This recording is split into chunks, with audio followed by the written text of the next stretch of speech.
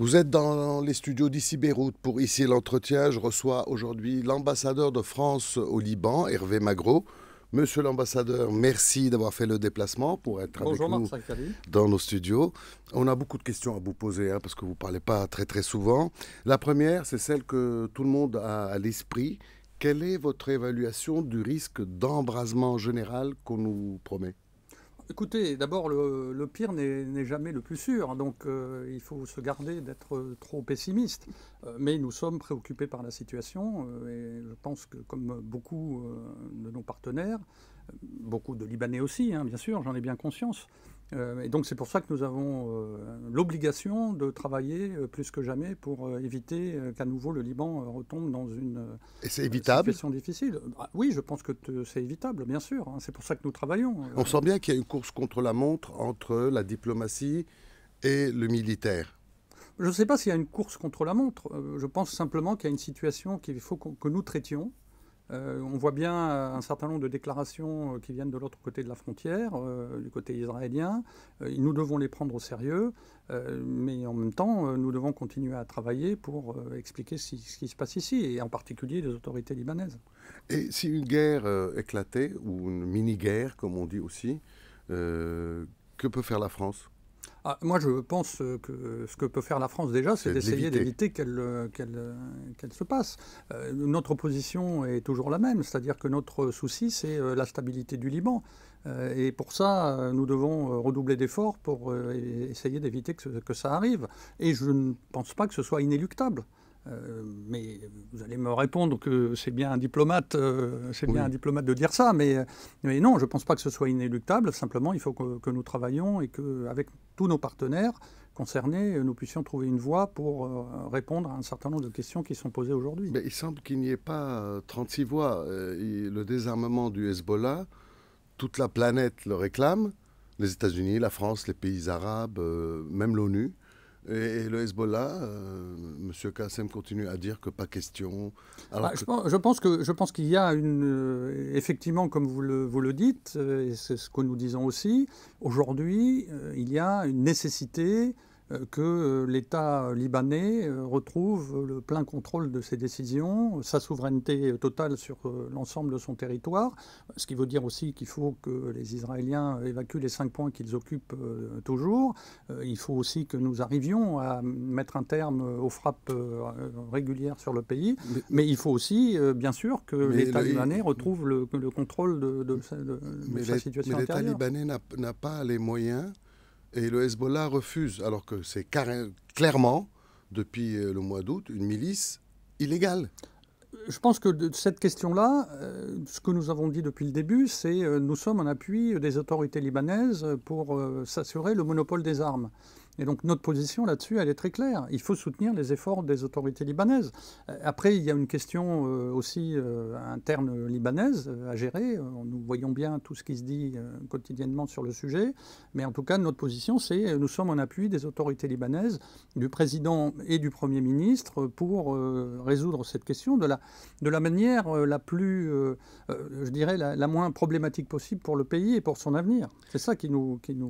Historiquement, la France parlait à tout le monde. Vous continuez à parler au Hezbollah ? Je pense que plus que jamais, il faut essayer de parler, de convaincre, d'expliquer et d'accompagner ce nécessaire mouvement vers un Liban plus stable. Et quand est-ce qu'on passe de la phase convaincre à la phase on menace ? Est-ce que vous avez les moyens de menacer ?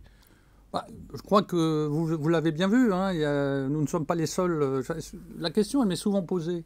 Comme si nous étions les seuls à parler au Hezbollah et à ses représentants, et ses représentants élus en particulier.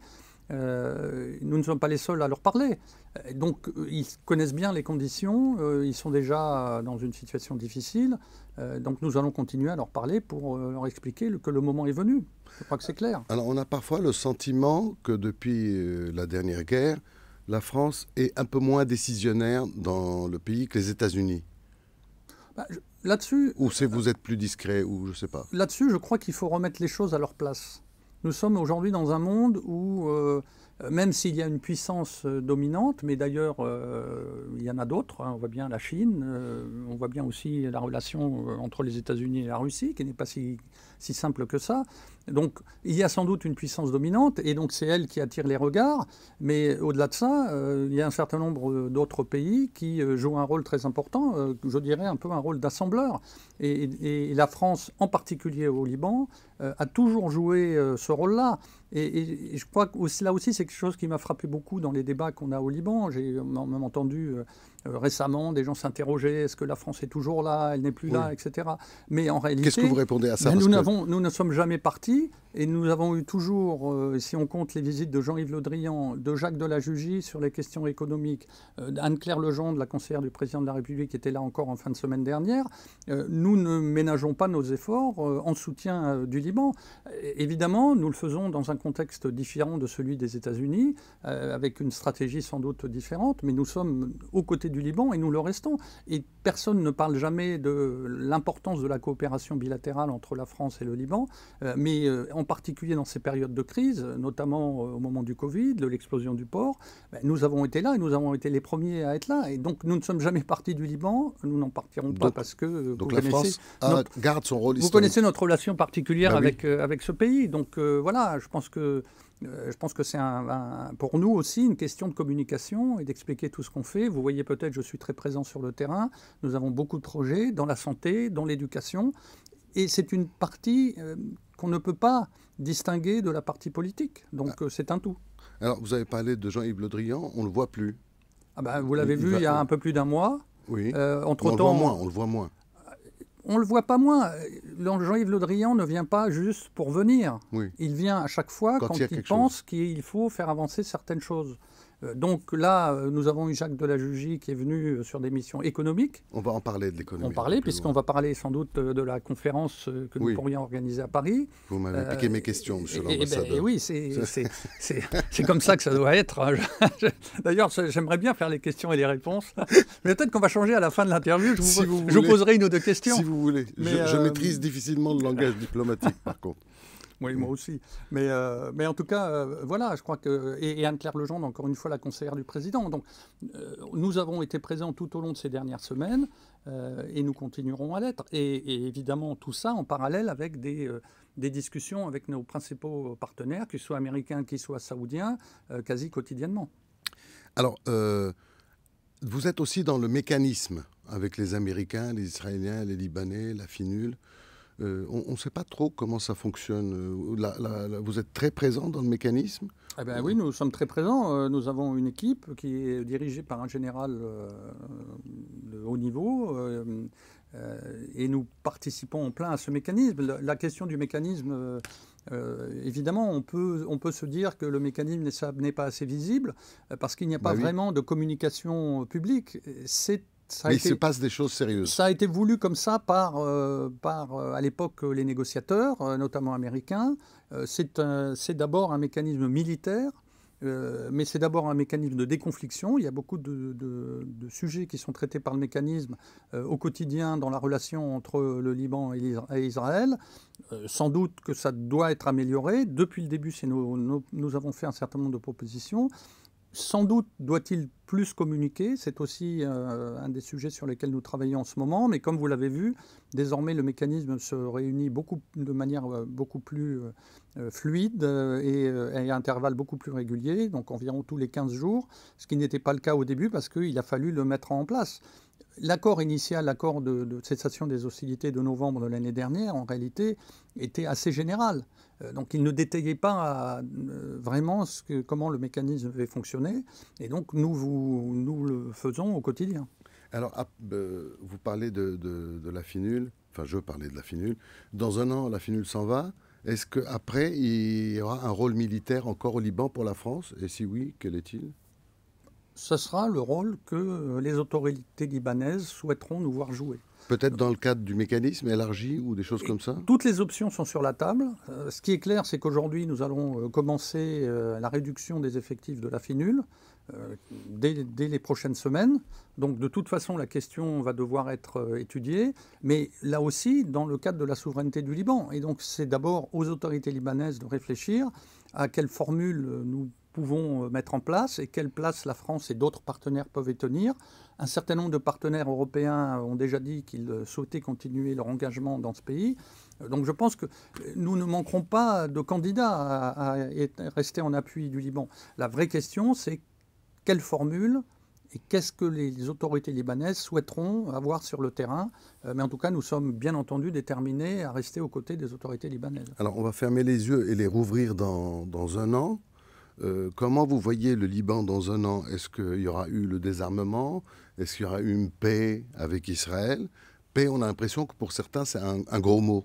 Est-ce qu'il y aura, alors que ça ne l'est pas, paix c'est mieux que guerre. Donc est-ce qu'il y aura eu la paix? Est-ce qu'il y aura comment vous voyez le Liban dans un an? D'abord, je n'ai pas de boule de cristal, c'est bien malheureux. Oui, vous avez des infos. Je pense que d'ici un an, beaucoup de choses peuvent se passer.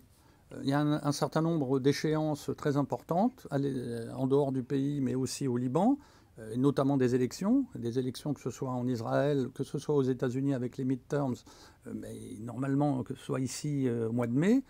Donc beaucoup de conditions peuvent changer. Vous y croyez, les élections législatives au Liban au mois de mai? On parle beaucoup d'un report en août.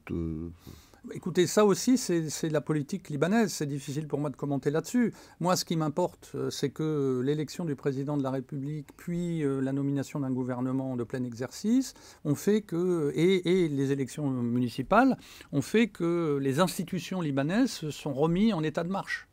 Et donc, sur le plan du principe, je ne vois pas pourquoi on repousserait des élections législatives qui sont l'élément constitutif d'un État de droit et d'un État démocratique. Donc, ensuite, je vois bien toutes les discussions qui sont en cours, mais en tout cas au niveau de la France et de l'Union européenne, nous souhaitons clairement que ces élections se tiennent. Il y a aussi un autre dossier qui est celui des frontières avec la Syrie.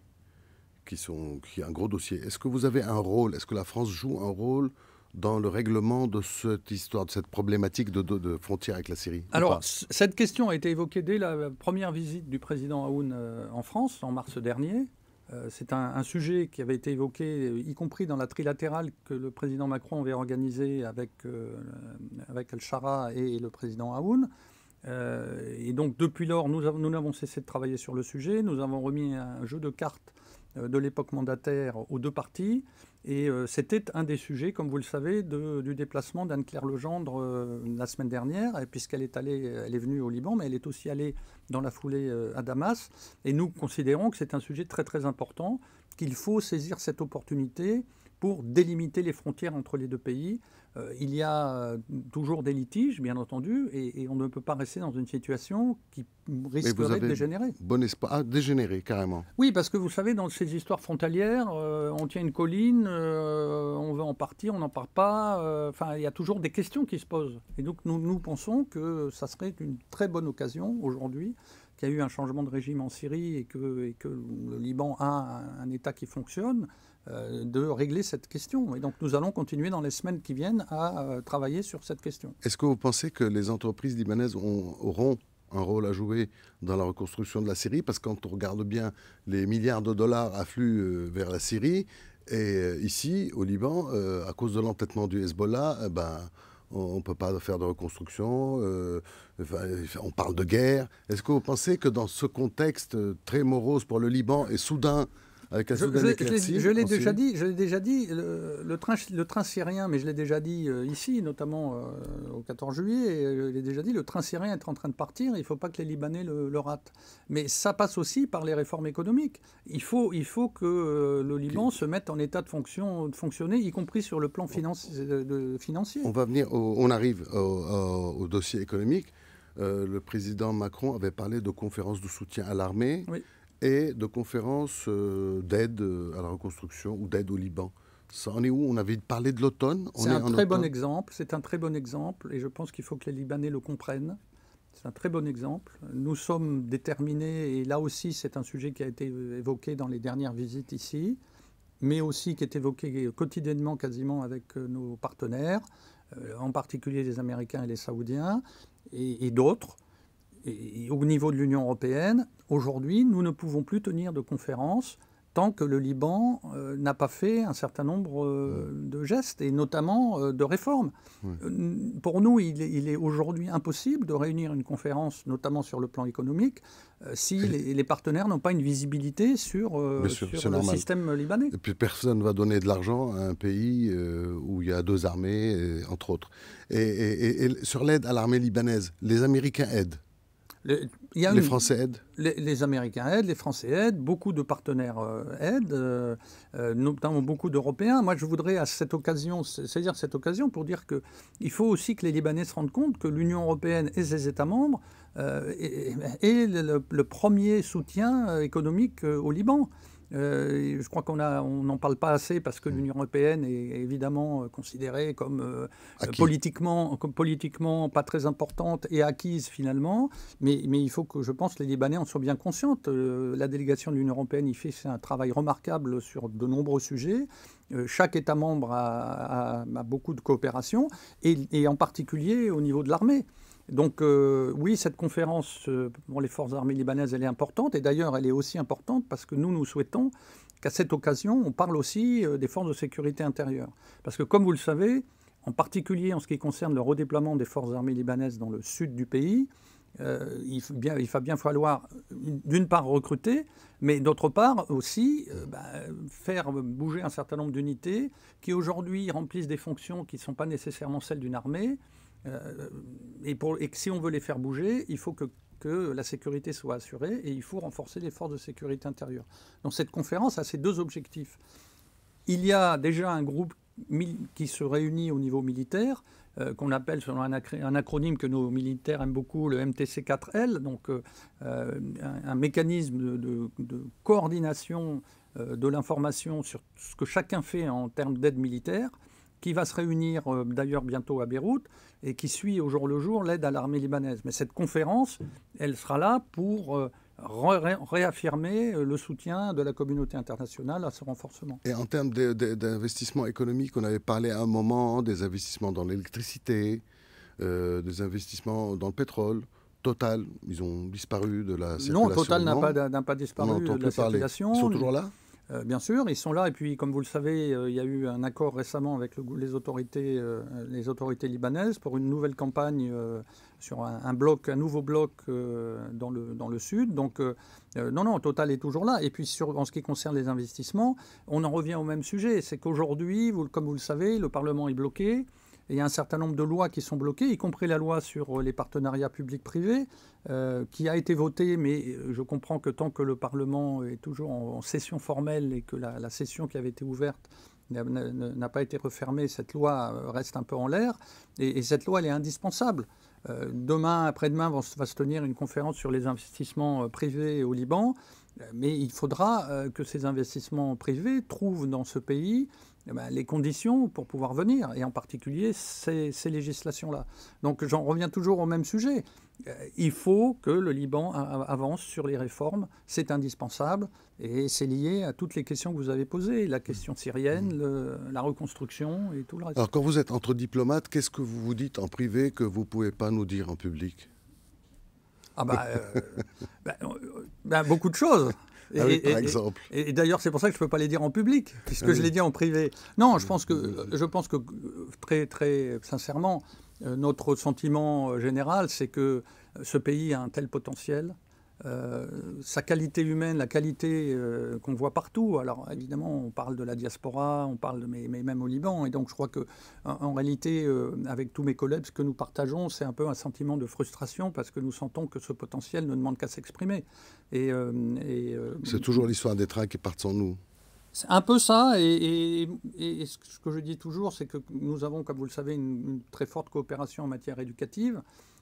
Et quand je vais dans les lycées, dans les écoles, dans les universités, et que je vois la qualité des élèves que nous rencontrons, des étudiants, voilà, ça nous donne à la fois De l'espoir. encore plus de force pour nous battre Oui. parce qu'il y a cet espoir, et puis en même temps, on se dit, mais pourquoi on n'avance pas?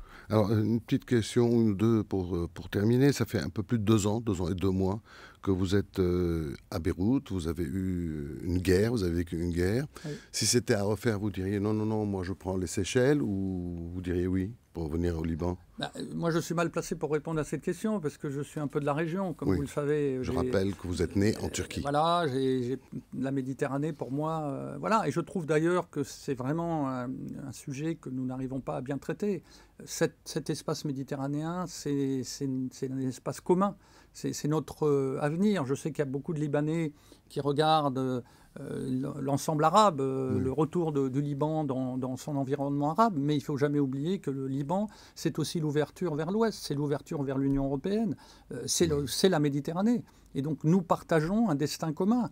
Je parlais avec certains de mes partenaires justement sur le fait que quand on regarde une carte, finalement, regardons combien il y a de kilomètres entre Washington et San Francisco et combien il y a de kilomètres entre Paris et Beyrouth. Oui, oui. Et donc voilà, c'est notre région, nous la partageons et nous devons ensemble la protéger. Donc, et puis, on dit que le Liban change les gens. Qu'est-ce que ça a changé chez vous? Vous avez plus de cheveux blancs, votre tension est montée, vous êtes fataliste. Vous êtes sympathique, vous n'avez pas dit, vous avez moins de cheveux.